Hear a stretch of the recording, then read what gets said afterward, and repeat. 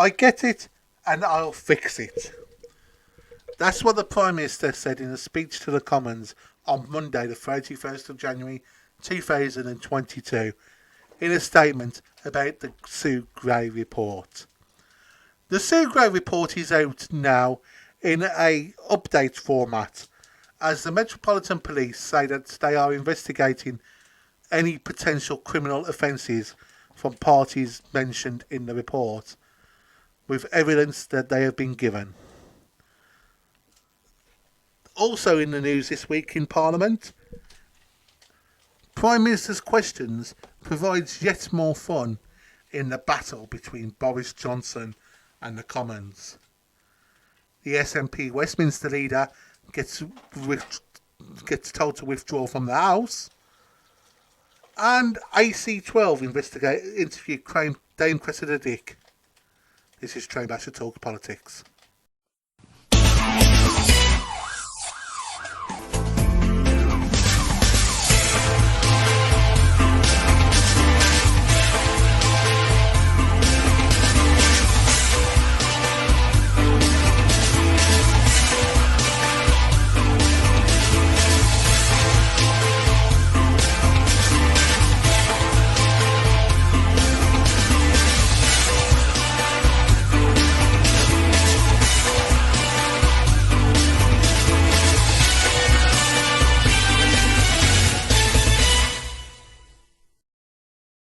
Seriously, I'm going to give that producer a kicking. Second week on the trot, he's done something silly. This isn't the bill, you know. This is Train Basher Talks Politics. And the Sue Gray report is out. Yes, there was a party. Not a work meeting or chat amongst colleagues, but a party.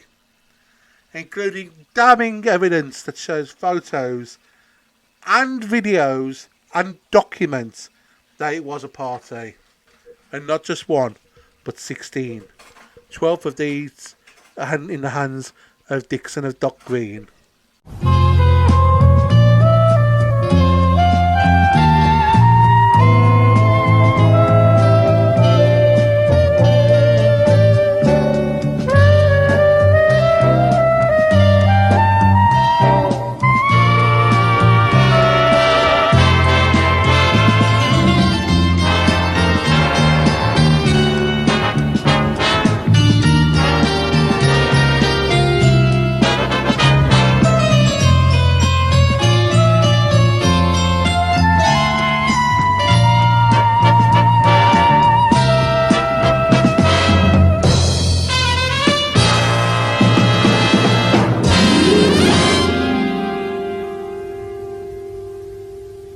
At this rate, I'm going to end up with a copyright strike on YouTube, which you can view this podcast on. Anyway, we now know that there was a party, and the Prime Minister is being caught with his trousers down. It is now undeniable that the Prime Minister's position has become that untenable. It is in the interest of the country that he resigns. Announcing the report in the Commons this week, he did a statement which caused a huge amount of uproar amongst MPs. First up to say his piece is the leader of the Labour Party, Sir Keir Starmer. Thank you, Mr. Speaker. I'd like to thank Sue Gray for the diligence and professionalism with which she's carried out her work. It's no fault of hers that she's only been able to produce an update today, not the full report. But we now know that 12 cases have reached the threshold for criminal investigation, which I remind the House means that there is evidence of serious and flagrant breaches of lockdown, including the party on the 20th of May 2020, which we know the Prime Minister attended, and the party on the 13th of November 2020 in the Prime Minister's flat. The Prime Minister himself is now subject to criminal investigation. The Prime Minister must keep his promise to publish Sue Gray's report in full when it is available. But it is already clear that the report discloses the most damning conclusion possible. Funerals have been missed. dying relatives unvisited. Every family has been marked by what we've been through. Many have been overcome by rage, by grief, and even guilt. Guilt that because they stuck to the law, they did not see their parents one last time. Guilt that because they didn't bend the rules, their children went months without seeing friends. Guilt that because they did as they were asked, they didn't go and visit lonely relatives.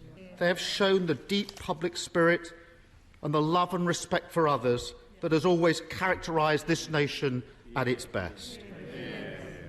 Our national story about COVID is one of a people that stood up when they were tested. But that will be forever tainted by the behaviour of this Conservative Prime Minister. By routinely breaking the rules he set, the Prime Minister took us all for fools. He held people sacrificing contempt. He showed himself unfit for office. His desperate denials since he was exposed have only made matters worse. Rather than come clean, every step of the way, he's insulted the public's intelligence. And now he's finally fallen back on his usual excuse. It's everybody's fault but his. They go, he stays. Even now, he is hiding behind a police investigation into criminality, into his home and his office.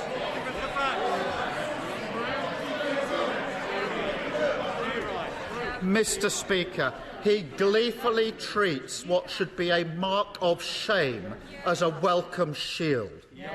But, Prime Minister, the British public aren't fools. They never believed a word of it. They think the Prime Minister should do the decent thing and resign. Of course he won't, because he is a man without shame. And just as he has done throughout his life, he's damaged everyone and everything around him along the way. His colleagues have spent weeks defending the indefensible, touring the TV studios, parroting his absurd denials, degrading themselves and their offices, fraying the bond of trust between the government. Order. The member for South Ribble is my neighbour. I expect better from my neighbours.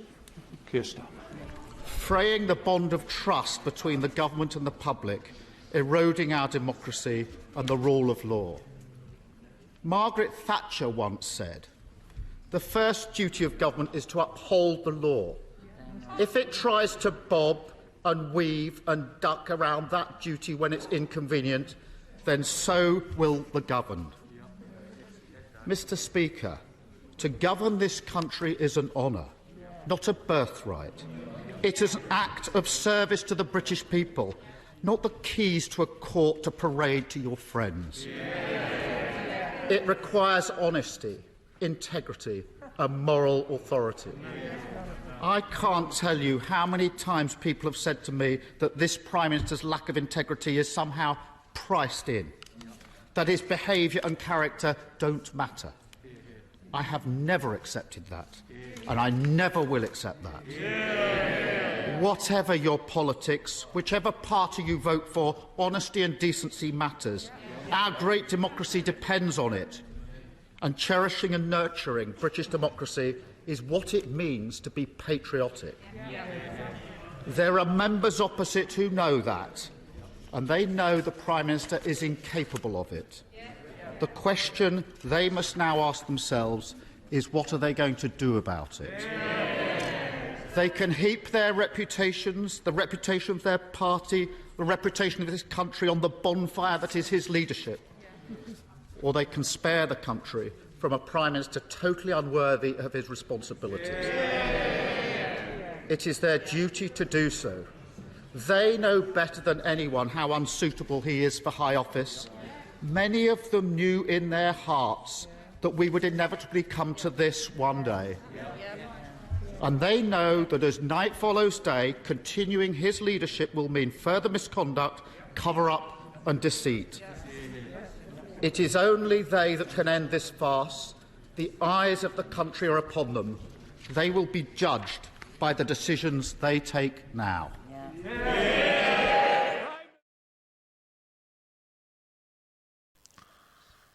That was, to be honest, in my opinion, an incredible speech by the Leader of Her Majesty's Most Loyal Opposition.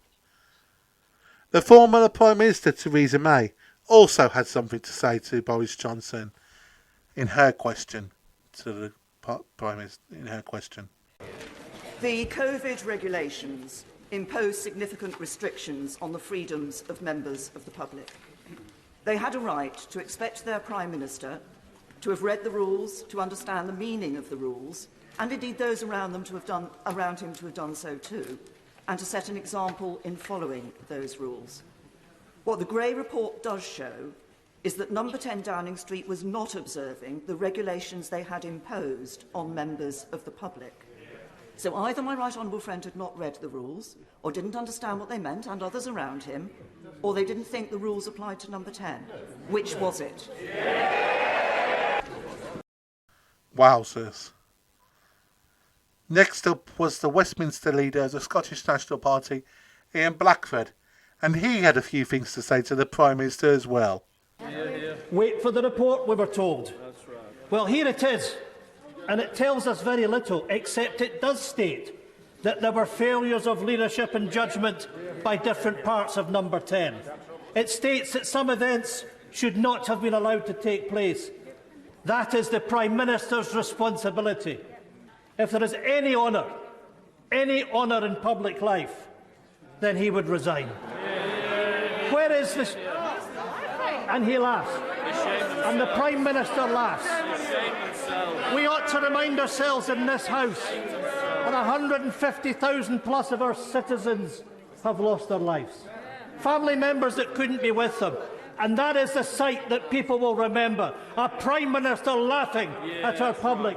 I extend the hand of friendship to all those that have sacrificed. I certainly do not extend the hand of friendship to the Prime Minister, who is no friend of mine. Where is the shame? Where is the dignity? Meanwhile, the police investigation will drag on and on. Every moment the Prime Minister stays, trust in government and the rule of law is ebbing away. The litany of rule-breaking, the culture of contempt, the utter disdain for the anguish felt by the public who have sacrificed so much. What the public see is a man who has debased the office of Prime Minister, shrinked responsibility, dogged accountability and blamed his staff at every turn, presided over sleaze and corruption and tainted the very institutions of the state. In short, Mr. Speaker, this is a man. Well, they can laugh, but the public know. The public know this is a man they can no longer trust. He has been investigated by the police. He misled the House. He must now resign. Order. You'll have to withdraw that last comment. Mr. Speaker, I gave the evidence of the 8th of December. Order. You're going to have to withdraw misled. Mr. Speaker, the Prime Minister has misled the House. Unless you withdraw, I'll have to stop, and that's not good. Just withdraw the words. I am standing up for my constituents that know that this Prime Minister has lied and misled the House. Give me the paper. Give me the paper. Inadvertently misled. I'll give you one more chance. As leader of the SNP, I don't want to have to throw you out. I'm going to give you this chance. Please. Please to power. That man has misled the House.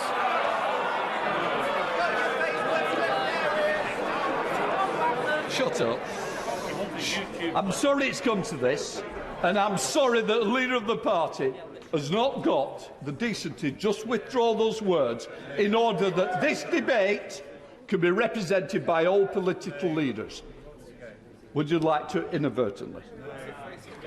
Speaker, if the Prime Minister has inadvertently misled the House, then I will state that. Right, we're going to leave it at that. Prime Minister. Mr. Speaker, I'm grateful to the Right Honourable Gentleman for withdrawing what he just said, because he was wrong then, and he, I'm afraid, is wrong in his analysis. And I apologise, as I've said, for all the suffering that people have had throughout this pandemic, and for the anger that people feel about what has taken place in number 10 Downing Street. But I've got to tell the right honourable gentleman that for much of what he said, his best course is simply to wait for the inquiry to be completed. Can I just say, I take it the honourable member has withdrawn it, the right honourable member.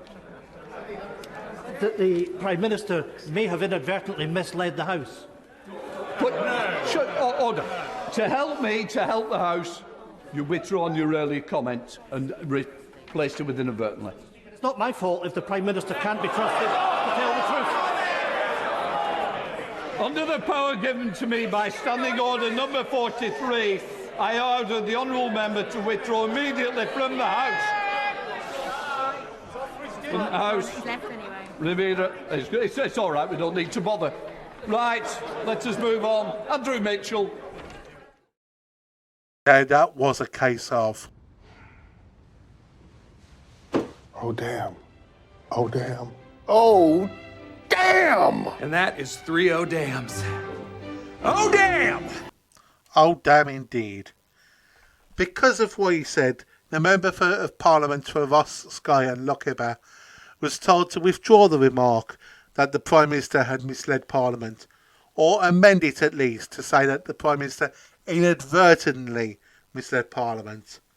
But he refused, so the Speaker had to give him warnings, and then, because he failed, he had to request that the member withdraw from the House.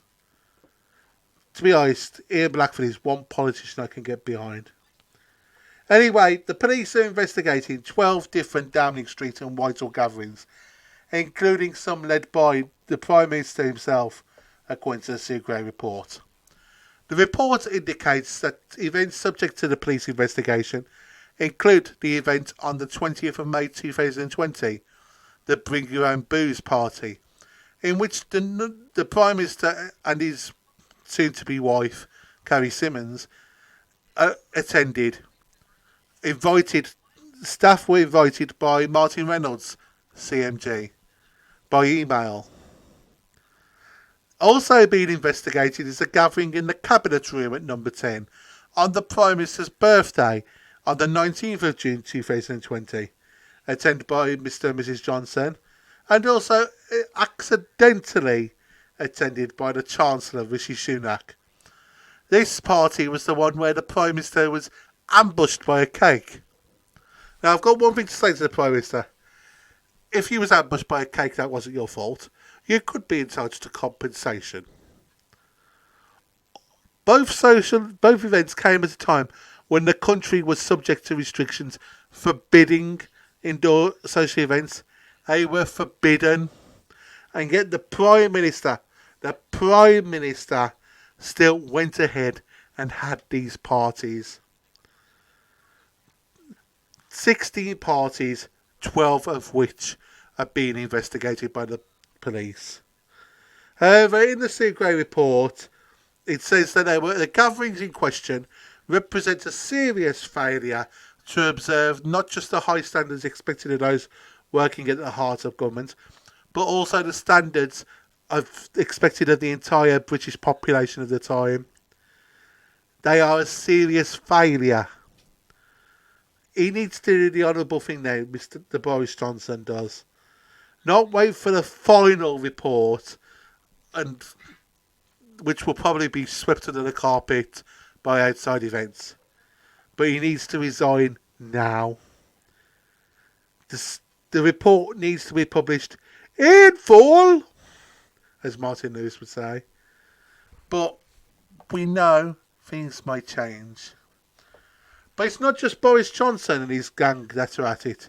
How many other MPs may have had a party, or work meeting, or chat amongst colleagues socially at this time. Anyway, it seems now that Cressida Dick, the Commissioner for the Police of the Metropolis, is now in trouble with AC12. We have a long-established and effective working relationship with the Cabinet Office. Who exactly does the Metropolitan Police work for, ma'am? Our citizens? or Boris Johnson? Downing Street. Okay, she was really in trouble with AC12. That was just a clip of a video by the political activism group led by donkeys, featuring Line of Duty character Ted Hastings, leader of the fictional AC12 division, and Dame Cressida Dick, the Commissioner of the Police of the Metropolis. To be honest, I really did enjoy watching the video when I saw it online. And now to end this week's episode, it's that brilliant part, the most exciting half hour of television each week, Prime Minister's Questions.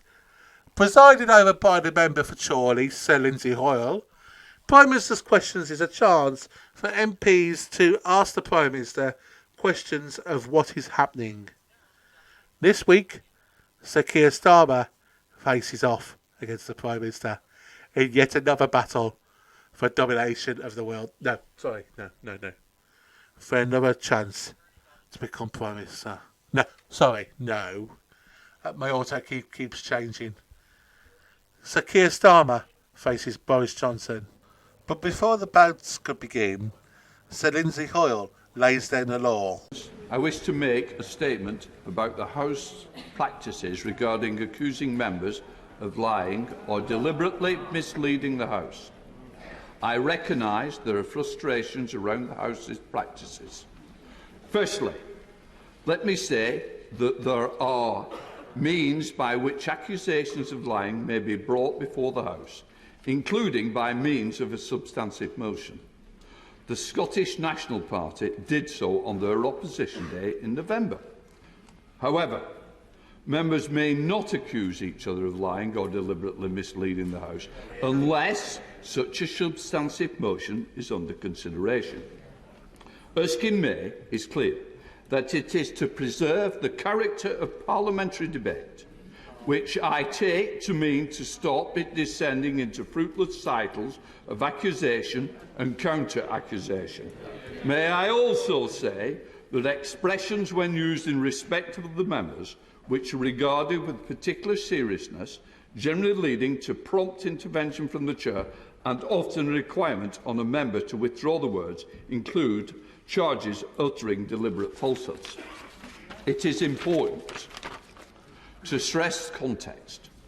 Similar words said in different proceedings might attract a different response from the Chair, depending on the subject being debated, tone and other considerations, but in general the Chair will not tolerate accusations of lying or deliberately misleading the House. That is the long-standing practice of the House, as set out in Erskine May and followed by successive speakers and deputy speakers. Of course, long-standing practices may change. For example, if the House decided it wanted a different approach, perhaps informed by the Procedure Committee inquiry, but it's not for me to change the practice unilaterally. Therefore, I ask members to respect this approach. I know feelings run high on important issues we discuss, but there are plenty of ways of making strong feelings felt within the rules and without placing the Chair in the invidious position of having to order members to withdraw on seeking their suspension. That kind of reminds me of my first Quidditch game. Now I want a nice, clean game. From all of you. Okay, it's not handbags at dawn. Honestly, it's like getting killed or worse, expelled. Anyway, back on topic, and it's up first from the Labour Party is Sir Keir Starmer with his question to the Prime Minister. Thank you, Mr. Speaker. And following your opening remarks, I just want to say to the members opposite, theirs is the party of Winston Churchill. Now their leader stands in the House of Commons parroting the conspiracy theories of violent fascists to try and score cheap political points. He knows exactly what he is doing. It's time to restore some dignity. One of the most absurd claims made on behalf of Operation Save Big Dog is the Prime Minister and the Chancellor writing in the Sunday Times that they are the tax-cutting Conservatives. Why do these alleged tax cutters keep raising taxes on working people? Prime Minister. Mr. Speaker, on his first point, I don't want to make heavy weather of this, but I am informed that in 2013, the Right Honourable Gentleman apologised and took full responsibility for what had happened on his watch. And I think, Mr. Speaker, that was the right thing to do. And Mr. Speaker, on what we're doing to tackle cost of living and taxation, Mr. Speaker, our COVID recovery plan is absolutely vital in helping people with the cost of living, lifting up universal credit payments, Mr. Speaker, by cutting the tax that people effectively pay, lifting the living wage, Mr. Speaker, helping councils with another £500 million for those who are facing particular hardship, Mr. Speaker. But what we're also doing, and this is absolutely vital, is increasing the number of high-wage, high-skill jobs in this country. 420,000 more on the payroll than there were before the pandemic began, because we've had the fastest exit from COVID of any European economy, Mr. Speaker, because we had the fastest vaccine and booster rollout.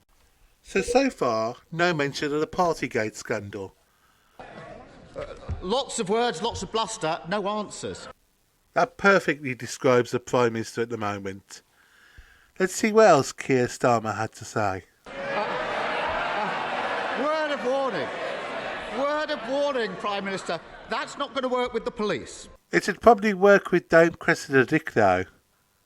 Although that's just pure conjecture on my part. I mean, we are entitled to our opinions, are we not? I'll tell him why they're putting taxes up. Low growth. In the decade of Tory government before the pandemic, growth slumped. It was much, much weaker than under the last Labour government. Mr. Speaker, surely even this Prime Minister doesn't need someone else to tell him that he and the Chancellor are having to raise taxes because the Tories failed to grow the economy over a decade. No, Mr. Speaker, I think everybody in this country can see that we've been through the biggest pandemic since for 100 years, that we've looked after the people of this country to the tune of £400 billion, that we've put into furlough and all the other schemes, 11.7 million people protected. Everybody knows the cost of that, Mr. Speaker. And at the same time, in spite of all the difficulties that we have faced, we have now got the fastest growth in the G7. Absolutely true. We've got youth unemployment. We've got youth unemployment at a record low, Mr. Speaker. We've got 3 times as much tech investment coming into this country as there is in France, twice as much as there is in Germany. Yes, that's absolutely true, Mr. Speaker. And never forget, if you want to know about Labour economics, never forget the last time they were in office, Mr. Speaker, when they were finally booted out, they left a note saying there's no money left. That's the way they run the country. Boris Johnson obviously referring to the infamous letter in 2010 where the Labour government admitted that there was no money left in the country prior to David Cameron incoming as Prime Minister.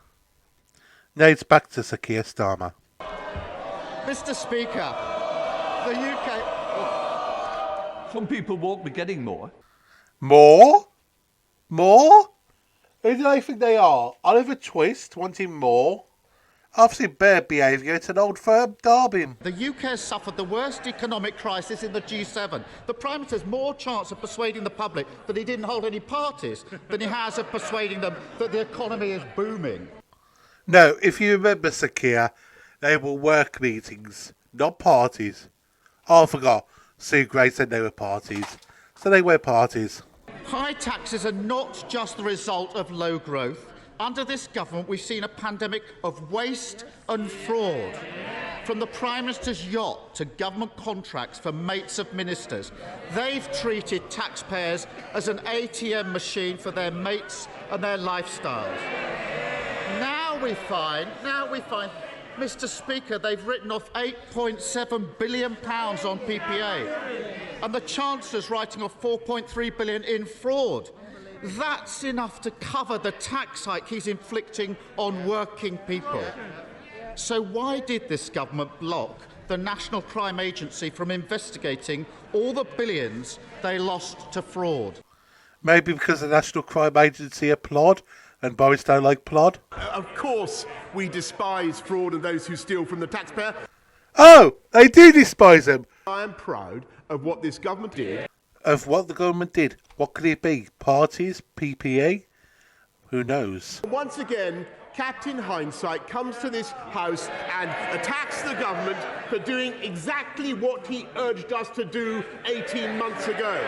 Mr. Speaker, it so happens that I found a letter. I've been rustling in my notes, Mr. Speaker, and I found a letter which I will place for your convenience in the House, in the library of the House, Mr. Speaker, from the Shadow Chancellor to my right honourable friend, the Secretary of State for Deluxe, suggesting that we could secure PPE supplies. This is on April the 22nd, 2020. Secure PPE supplies from from a theatrical costumier, and that we could get ventilators from a professional football agent, Mr. Speaker. No wonder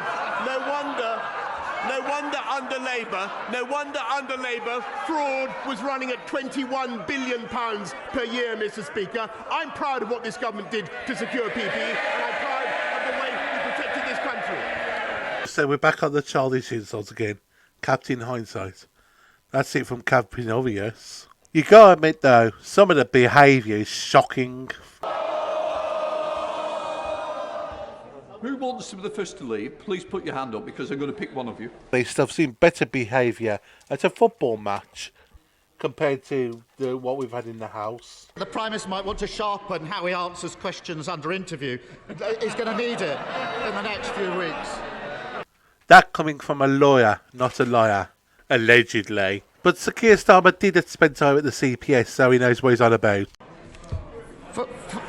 Mr. Speaker, for all the bluster, the truth is the Conservative Party are the party of high taxes because they're the party of low growth.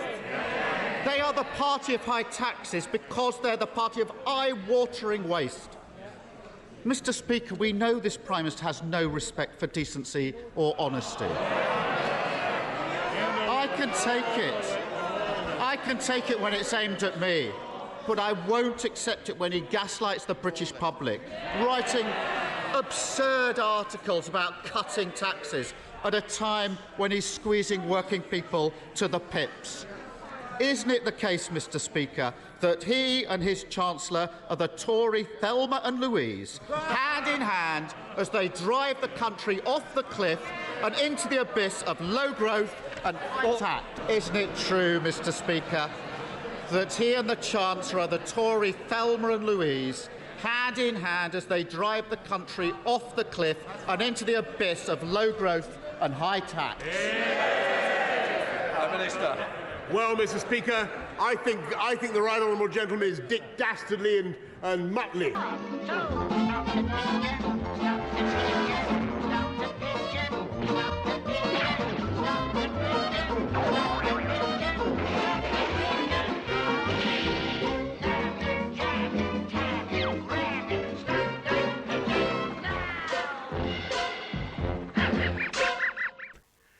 If Keir Starmer is meant to be Dick Dastardly and Muttley, then does that make Boris Clonk, the one who makes all these weird flying machines? Mr. Gullis, I think you've been trailed for long enough and you don't want to be trailed anymore. And that is the last comment I have, or otherwise I will ring your mother. Oh no, not ringing his mother. Kid, if my mother had to get involved in me misbehaving, she'd give me a smack. Prime Minister, I'm this way, not that way. Maybe Specsavers might be the answer to see where I am. And can I just say, Dame Caroline Dinage is desperate to get the next question to you. He should have gone to Specsavers. Anyway, now we go to the leader of the Scottish National Party. I now come to the leader of the SNP, Ian Blackford. Thank you, Mr. Speaker, and I'm sure that you and the rest of the House will want to join me in celebrating and supporting World Cancer Day. Mr. Speaker, just in relation to your earlier statement, I have a difficulty reconciling the Prime Minister's version of events with other evidence, and as you know, I have a duty to reflect and represent the deep, deep public anger with the Prime Minister. That said, Mr. Speaker, I respect the absolute impartiality that you take in your role, and I want to set on the record that I respect both you and the authority of the Chair. Blackford has repented for his sins on Monday, but Partygate is still open fun. Mr. Speaker, this morning the Telegraph newspaper revealed that the Prime Minister attended a party in his flat on the 13th of November 2020. The Prime Minister previously told the House that no party took place. The police are now investigating this party, and we face a very real prospect of a sitting Prime Minister being questioned under caution and being fined in office. And if he is questioned, Mr. Speaker, he must go. If he's fined, he must resign. Mr. Speaker, you'll agree that the House should not be treated with contempt. So can the Prime Minister... here we go again. So can the Prime Minister update the House on his whereabouts on the evening of the 13th of November? Surely, Mr. Speaker, he doesn't need to wait for an investigation to tell us exactly where he was. Well, he was at a work meeting, wasn't he? Or was it a party? Or chat amongst colleagues? Anyway, here's the response. Well, Mr. Speaker, here we go again, says the right honourable gentleman opposite, and I must say those are entirely my feelings. He asked exactly the same questions as I recall in the chamber a few days ago. He knows, Mr. Speaker, that the process must go on, but I can tell him what's been going on in Downing Street, Mr. Speaker. In November and throughout, we've been delivering the fastest vaccine and booster rollout anywhere in Europe. We've been getting people back into work, Mr. Speaker. We've been getting people back into work, Mr. Speaker, and we've been helping to bring the West together to defy what I think is completely unacceptable threats and intimidation from the Putin regime against Ukraine. And that's what we've been doing. It sounded very scripted. Ian Blackford. Thank you, Mr. Speaker. I mean, that was a disgraceful response. And I have to say to the Prime Minister, he should read the room and he should see some of the faces on his colleagues' faces. He has lost it. Mr. Speaker, we've now reached the ridiculous scenario of a Prime Minister who can't even tell us where he was. He lives in a world where he thinks everything is owed to him, and he never pauses to think what he owes to the public. The Prime Minister is now a dangerous distraction at home and a running joke on the international stage. What does it tell the Prime Minister and the public that in the morning that he has returned from Ukraine, the chair of the Defence Select Committee has submitted a letter of no confidence in him? Just one of many members, really, that have put the message of no confidence to Sir Graham Brady. We don't know exactly how many letters have been sent. We are trying to keep an eye out, watch out, and when we do find out whether there is enough support for a vote of no confidence, well, there'll be another podcast episode, hopefully. Before we do go, though, it's just one thing left to say, and that's left to the Prime Minister.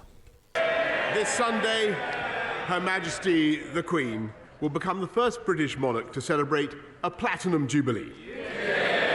While it is a moment for national celebration, it will be a day of mixed emotions for Her Majesty, as, of course, the day also marks 70 years since the death of her beloved father, George VI. We look forward to celebrating her historic reign with a series of national events in June. And that's it for another exciting week on Train Basher Talks Politics. I've been your host. This has been another exciting episode. This week's winner is AC12 and Sir Keir Starmer. This week's loser, Boris Johnson. Thanks for listening. We'll catch you in the next one. And now I've activated Alexa for some reason. See you soon.